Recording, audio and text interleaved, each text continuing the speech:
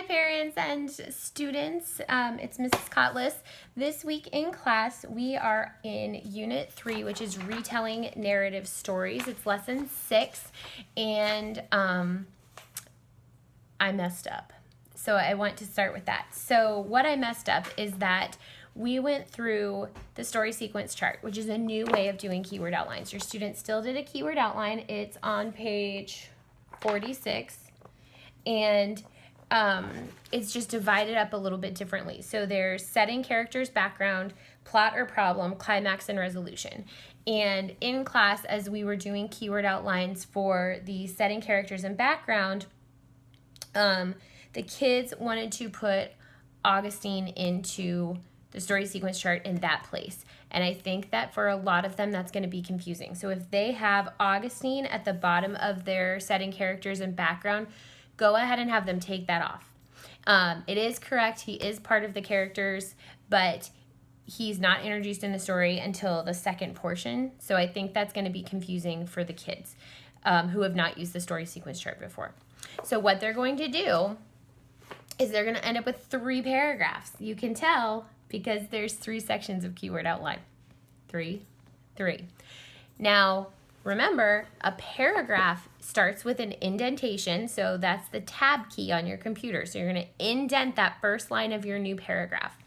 And what your child should end up with is 3 paragraphs that all have the dress-ups. So if you look at the checklist on page 49, you'll see it's a little different this week because like right here with the LY dress-ups, there's paragraph 1, paragraph 2, paragraph 3. That means they need to have 3. Now, they don't need to mark every single LY word that they put in the paper, but they need to mark 1 in each and every paragraph, and there will be 3 paragraphs, so there will be 3 LY words. Okay? And what this looks like if your child's retelling you this narrative story is, let's see, if I was writing it, do not copy mine. I'll know. Okay, so I'm going to look at my chart, and I'm starting with setting, characters, and background, and I'm going to attempt to read Logan's handwriting. So, Rome, slave market, misty day, Pope, Gregory, 3 slaves, Gregory equals Pope, slaves equal British. There's a slave trader. Okay, so I'm going to say, one day in Rome, Pope Gregory was walking through a slave market on a misty day. Augustine was surprised to see 3 slaves from Britain who he thought looked very interesting because of their blonde hair and their light skin. That's not in Logan's keyword outline, but I remember it from the story, so I'm going to add that detail. Interested, Pope Gregory went up to the slave trader and asked where these strange children had come from. The slave trader, who was a redhead, we had that in class, answered indignantly, "They're from Britain." Okay, so I've got my who, which clause, I've got my LY word, and I retold that background part of the story. Pope Gregory bought the 3 boys, saying that no one should have to be a slave. He asked, okay, now I'm going to move on to plot and problem. Okay, so that's my first paragraph. I've got that LY word, I've got that who, which clause, we're good to go. Surprisingly, Pope Gregory learned that the slaves didn't know about Jesus. And so he called Augustine and told him to go to Britain. Augustine said, yup. Just reading off Logan's keyword outline. Augustine said, yup, and went to meet the King of Britain. Alarmed, the king said, what are you, or not said, because said's a bad word, sorry. The king exclaimed, "What are you doing here, Augustine?" To which Augustine replied, "I'm here to tell you about Jesus." Logan has idiot on his keyword outline, so sure, why not? That's a great way to get the king to like you. Surprisingly, the king was fine with Augustine telling his people about Jesus and allowed him to come in. Okay, so then we've got the climax and the resolution.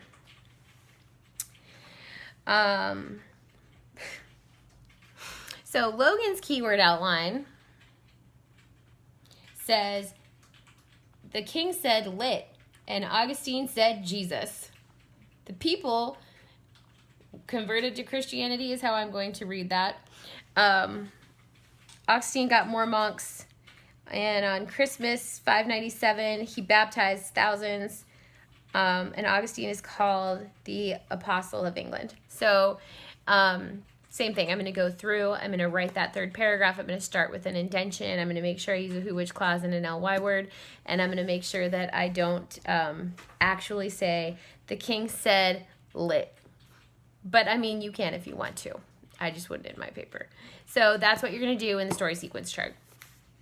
I'm pretty sure we had everyone in class, so nobody should not have a story sequence chart, but if your child has a lot of problems retelling from the story sequence chart, feel free to give me a call. I'm going to be in California until Tuesday, so my times will be a little bit off of your times, but I will get back to you.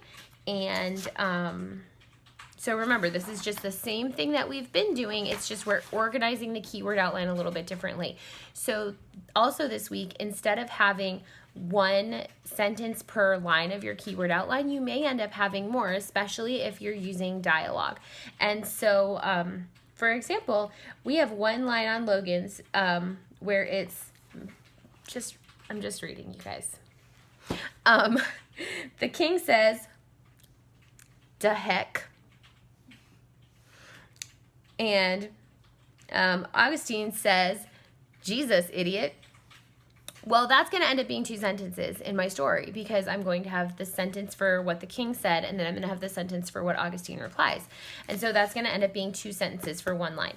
So instead of your student having 15 sentences in their paper, they may have more.